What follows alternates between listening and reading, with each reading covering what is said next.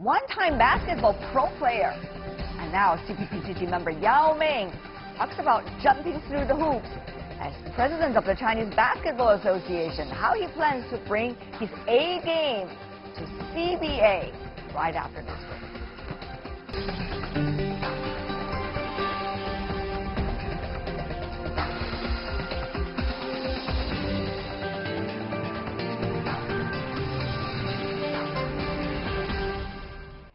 The shortest distance between 2 points is a straight line. If we pull together, we can have a dance. Straight into the eyes. Poverty alleviation achievement in China is unprecedented. To me, it's a responsibility. Straight forward and straight into the new era. To know more and to sense more. Straight Talk with Tian Wei from the 2 sessions. You are watching World Insight, and let's go to Straight Talk. Yes, that's both the name and the style of our exclusive interview series featuring big names coming from different walks of life in China during the 2 sessions. A person, a talk, a day during the ongoing political season. Today, we are going to meet Yao Ming, a CPPCC member this year and also president now of the Chinese Basketball Association. Well known as a professional basketball player, Yao is the only player outside the U.S. to lead the NBA in all-star voting. In the 2008 Beijing Olympics, Yao led the Chinese national team, which made it to the basketball quarterfinals. After that, the former NBA pro has grown from being an athlete to becoming an entrepreneur and now the head of the CBA. He is still doing something with his basketball career, and he is on a mission to improve the game in China. The past 1 year, very exciting. As the president of the Chinese Basketball Association, I'm sure there's a lot of takeaway, even after just the 365 days for you. It's excited. The excited is mostly from the challenge from how we improve our basketball, not only in skill level, but also the awareness and also the involvement in the entire society, entire country. It's a lot of work to do, I have to say. Let's go through some of those works you need to do. First of all, trying to change the system in a way.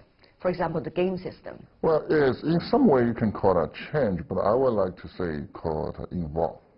That it's based on something system, but we're adding some innovation in there, and we're not trying to dump the system from past and build a new system from the ground. But in fact, we do need to have more people be on board on this basketball ship, from a ship become a vessel, maybe, to make our basketball more competitive in the world level. People put so much hope on you being the president of the Chinese Basketball Association. They want overnight change. They want everything changed for the better within a short period of time.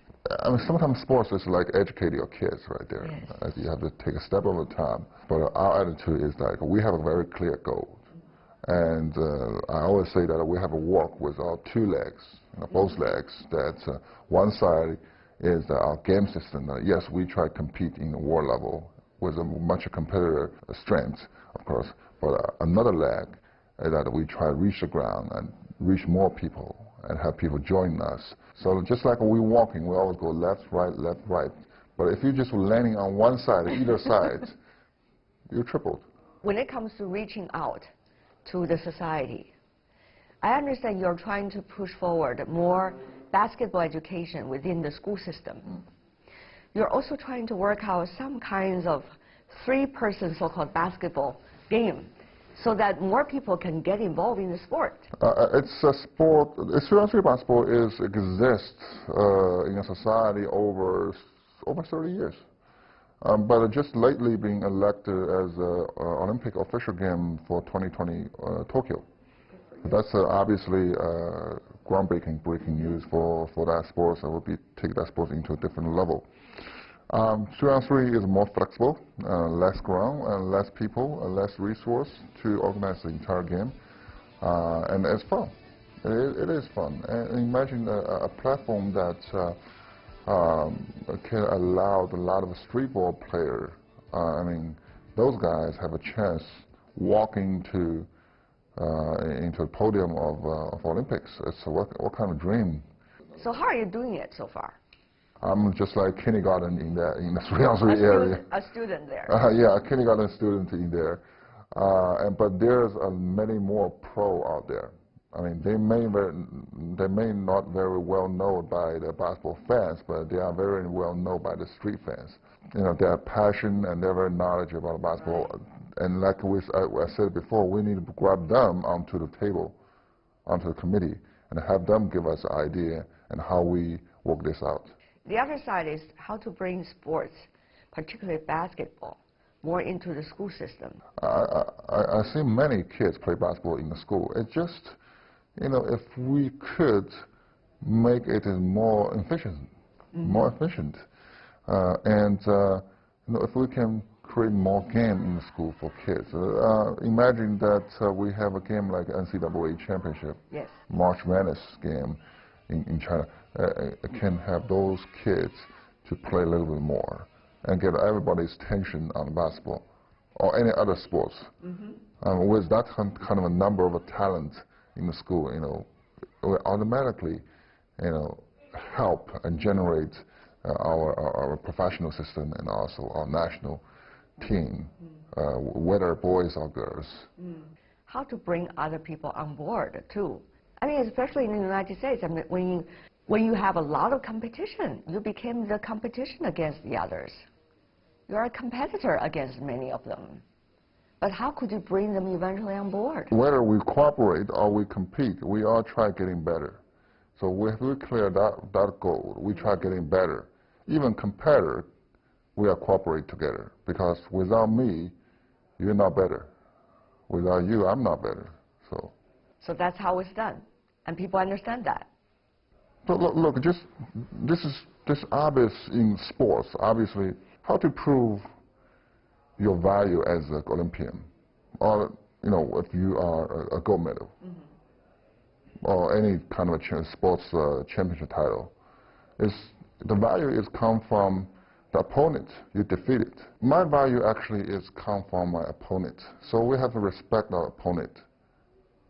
If we can respect your opponent, obviously we respect your colleague, everyone who we work together.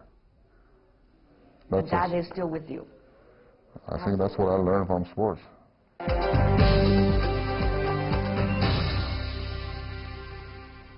As you can see from the previous part, Yao Ming, the former NBA player and now the basketball reformer, has shifted his focus from only perfecting his skill set on the court to improving the fan experience of the hoops in China and changed the games for the better.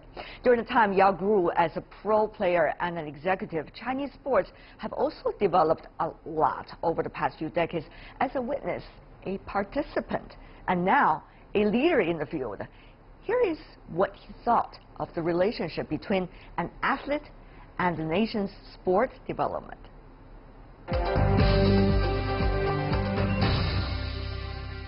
You started as a basketball player that we all knew.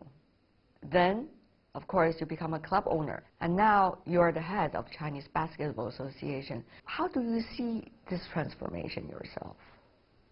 How do you see yourself grow as an individual? How do you explain grow? I don't know. I'm still growing, so probably I'll never find out.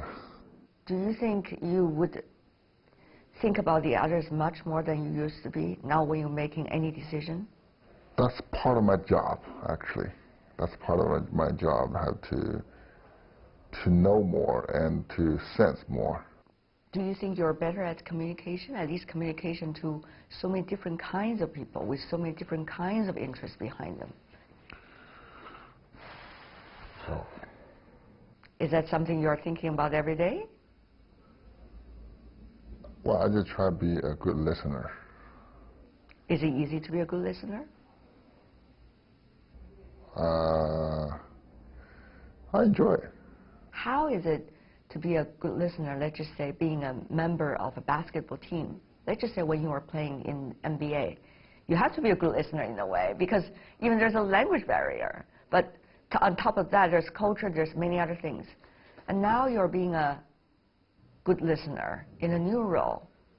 As a former athlete, I think I try to be a better listener, and that's one of my I can say it is one of my weakness, I think, because most athletes, especially those good athletes, have a great confidence on what they do compared to other professions, and those confidence sometimes will turn into arrogant. Yeah, I try avoid that. You've never been an arrogant person, I have to say, because people look at you, whether you played in the United States or eventually coming into the business in China when it comes to basketball, you are always appear to be the most patient when it comes to listening to the others. It's different when we just charting here, compare the attitude we walk on it. It's different.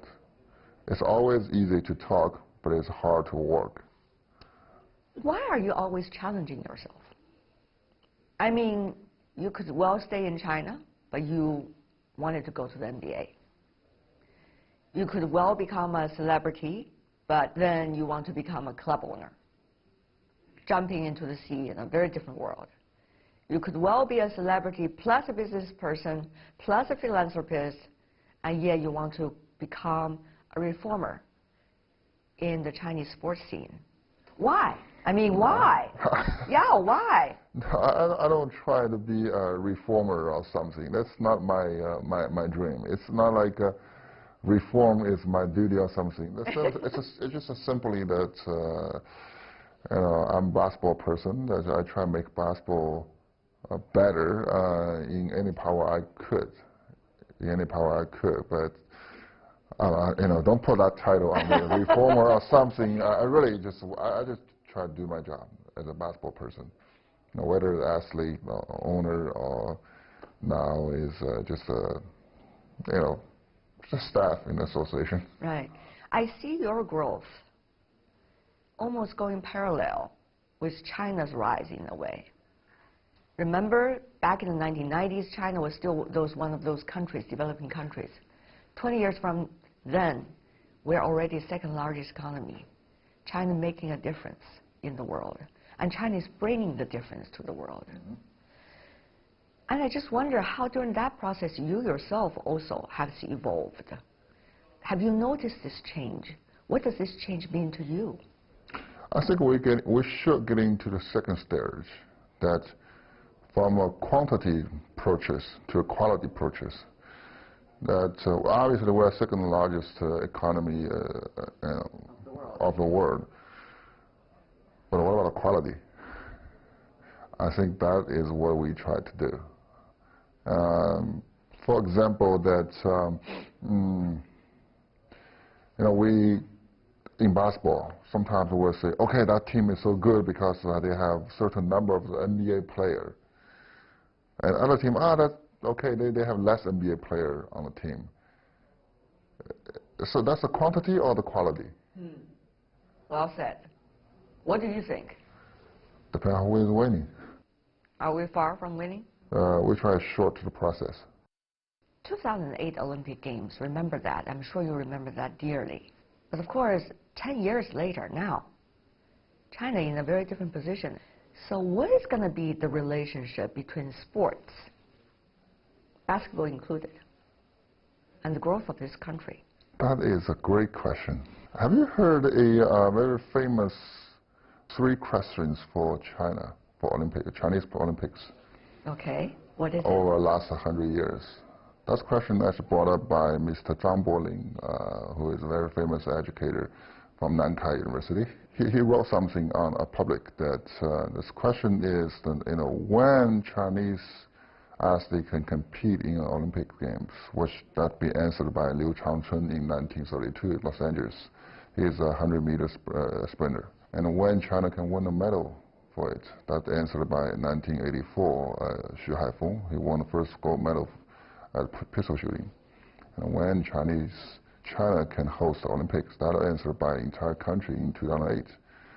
Now the time we find out the fourth question. It is. And without question, we lost the engine and the power to moving forward. So I think I'm too small to answer that, but that question can be very open for everybody who want to discover it. What a pleasure to see you once again. Let's work together to find out the answer about the fourth question, can we? Sure, thank you. Thank you so much, Yao. All the best. Thank you.